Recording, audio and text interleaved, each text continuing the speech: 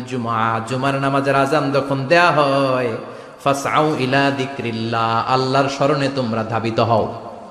ওয়াজারুল by, কেনা বেচা বন্ধ করে দাও।